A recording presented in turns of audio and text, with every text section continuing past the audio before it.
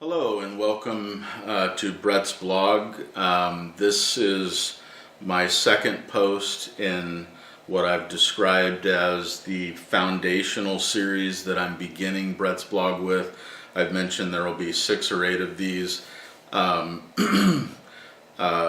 had a welcome post and then a thank you post to the people who helped me through my terrible ordeal of 825 days of wrongful imprisonment, and then I've mentioned that I was going to have 3 posts on law enforcement, but I've also mentioned that I'm having some minor technical issues with recording time, which I'm working on resolving, and I'll have resolved by the end of the month. But so instead of 3, I think it's going to be 4 posts on law enforcement. So I'm going to have 2. My first post was kind of an overview of America's criminal justice system, from the very smallest constables in little communities to county sheriffs to state law enforcement and the feds, and that they refer to themselves as the criminal justice system. And I introduced you to concepts. The concept but best described by Weir and Azeltine in their book, The Prison Industrial Complex, and how that we feel that that's a more descriptive term for America's criminal justice system. And then my second post, which is now going to be my second and third, was an introduction to the law enforcement agencies that I came into contact with when I was wrongly accused and incarcerated, investigated, prosecuted, and tried unsuccessfully. So I want to get right to it. I will say I have a cold, and I was going to wait to make these posts, but I just feel like I need to get to it, and so that's it. So briefly, in July 2013, I was arrested, and I'm going to explain that in a second, but in Mobile, Cebu, at a friend's wedding on a beach, and so that was my first encounter with law enforcement for this season in my life that lasted, well, it's still going on, but essentially lasted 825 days. But I wasn't arrested in the American sense. I mean, the local press in Marin said that I was arrested by the PNP, which is not true. And but not if you're thinking cops or whatever, some of the other programs on TV. That's not what it was like at all. I was at a wedding. There were 200 people there. I was embarrassed, certainly, and I think it was atrocious. The way things went down, mostly due to some fairly high-level manipulation from the Marin County District Attorney's Office. But what happened was these tourist police who are they're most like park rangers in America. They wear light blue, usually shorts. Maybe from my observation, 1 out of 10 or 1 out of 50. I don't know. Not that infrequent, but only 1 out of however many carry a gun. Most of them carry first aid kits, and they ride bicycles, and they're there to help. They wear bicycle helmets a lot of the time. They're like park rangers. These 3 or 4, I can't recall, showed up on the outskirts of the wedding, and they were very passive. And it's a very common sight, in particular in tourist communities in the Philippines. And Mobile is a tourist hotspot for diving and so forth. So that in and of itself wasn't terribly unusual. A member of the wedding party went over and spoke to them for a short few minutes, and then came over and said they wanted to talk to me. And I went over and spoke with them, and there were no guns drawn, there were no handcuffs involved, there was no get down on the ground. It didn't disrupt anything. The only surprise, and I'll make this note several times, was that they spoke very little English, and that wasn't so unusual with tourist police, which is odd, but it was unusual generally overall with Filipinos that were in public service.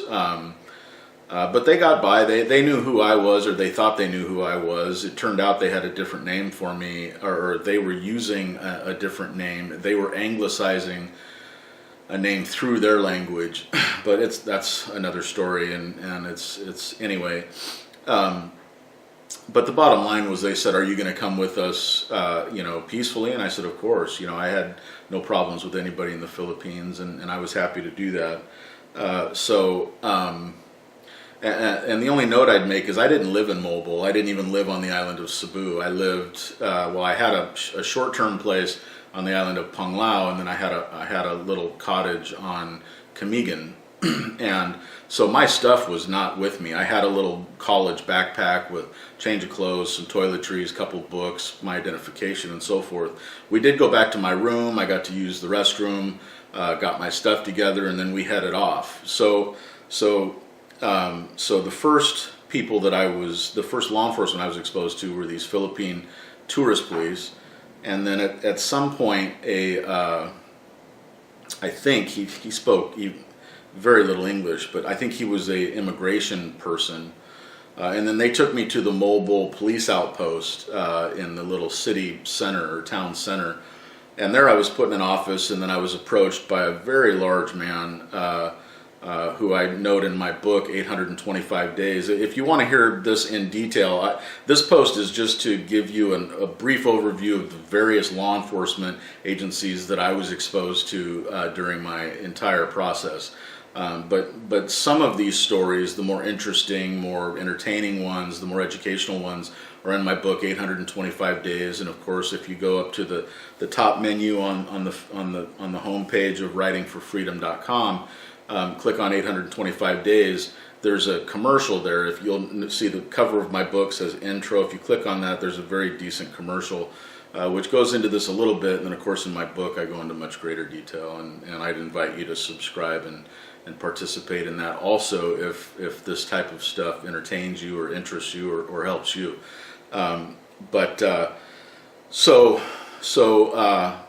So this gentleman, I don't know his role specifically. He was not wearing a tourist police uniform, and he wasn't wearing the typical PNP uniforms that I had seen, the dark blue that say PNP.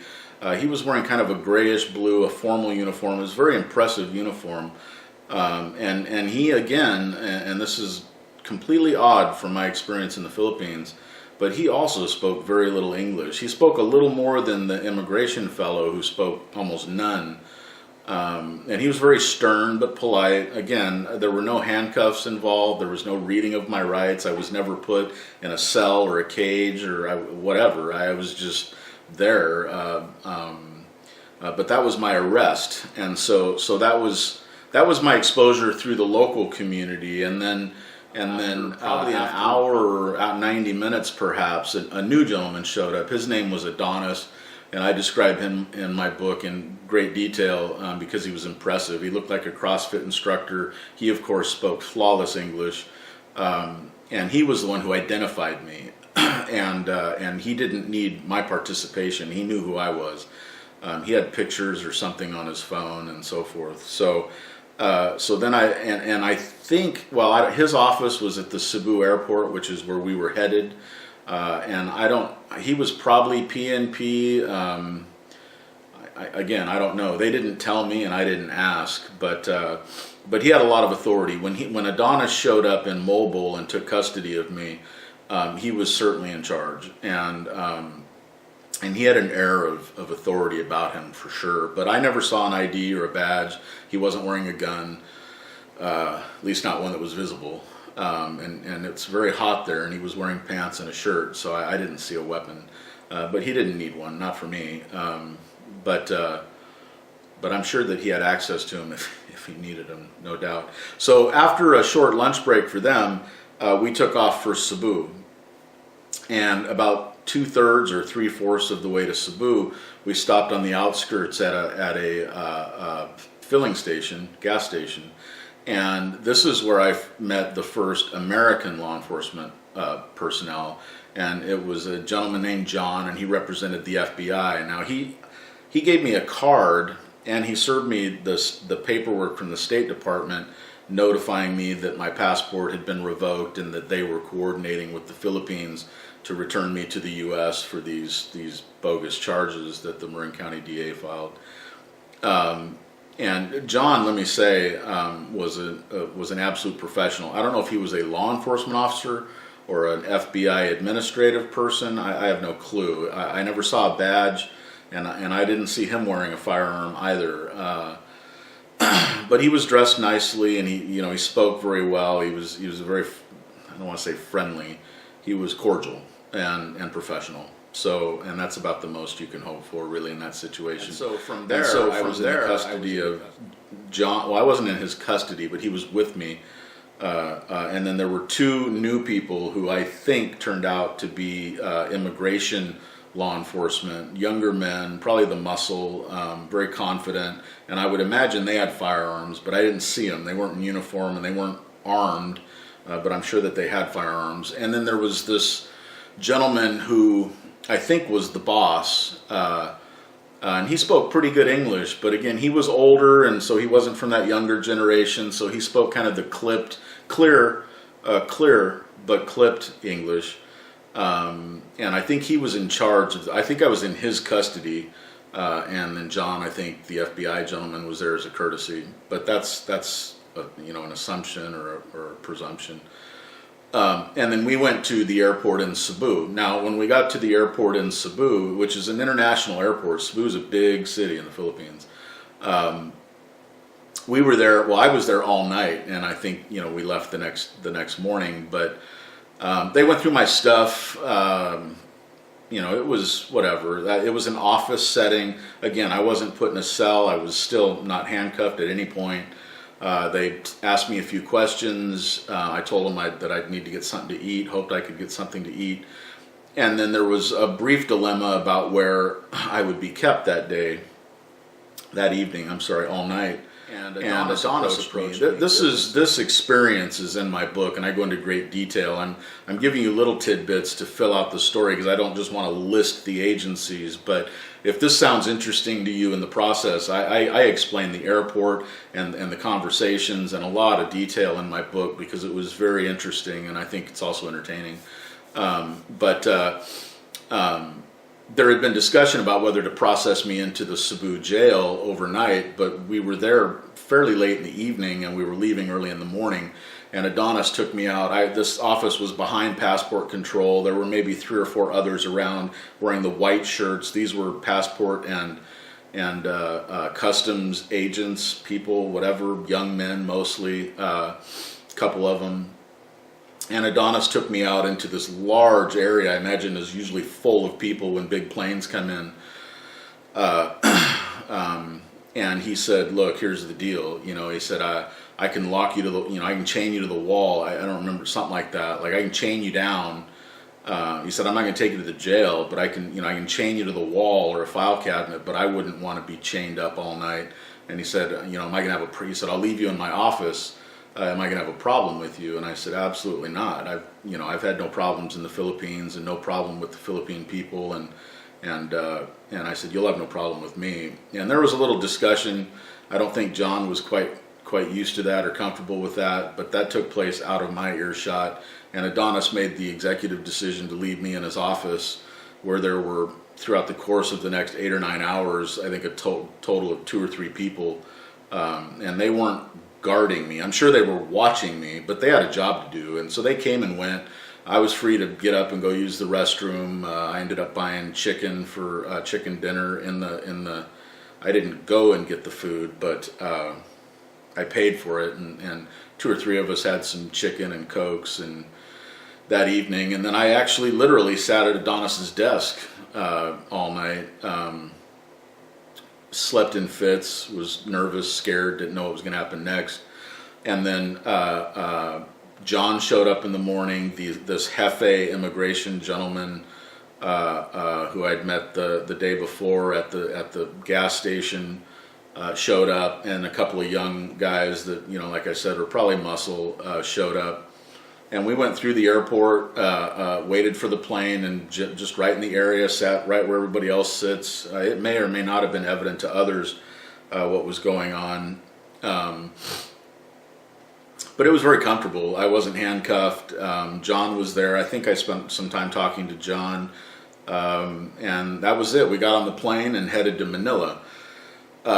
when we got to Manila, John checked out. I imagine he went to wherever his office or duty station is.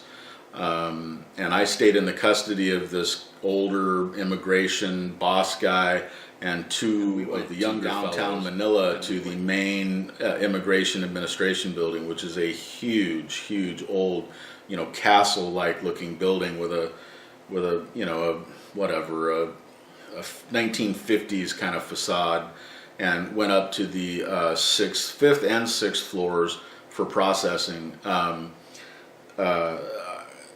Humorously, the elevator broke when we were in it, and there were a lot of people in it. I mean, 13 or 14 people in this elevator, and it was hot.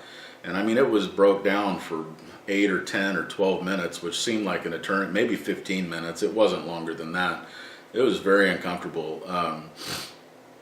And I was starting to get some anxiety at that point, but things moved on quickly. Went up to the fifth and sixth floor, and the in processing was brief. They took a photo, asked me some questions, and then I was put in this glass cubicle office in the corner. It was a working office, but nobody else was in there. Had windows, look outside, could see Manila or whatever part of the town we were in. And then I met a dear friend who I'm looking for and would love to talk to again. The gentleman that gave me this green bracelet from Malaysia. Actually, he was an Iranian Russian, and beautiful man. And we spent all of that day until that evening when we were relocated to the prison together, and then we were buddies in the prison, out in the outskirts of Manila, until my departure, where he gave me this, and we exchanged some gifts. And I hope you're well, brother. I'd love to talk to you. I'd love to see you again one day. But so then we were taken to well, we sat there all day. It was very uneventful. His issue sounded very complicated. I don't really understand why he was there.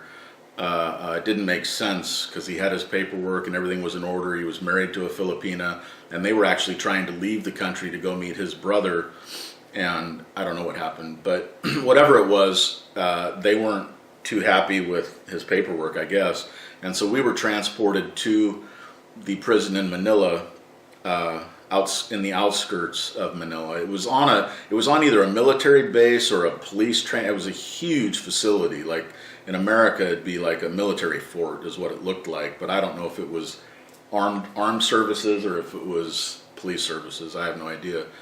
And we drove up. It's dark now, and I'm talking big rock, 15 foot. I don't know how tall they were. Huge walls made out of big cultured stone, and we walked up, and there was a little pedestrian gate, and this huge guard opened the gate, and there's a little light hanging over it, and he pointed inside, and he said, paradise.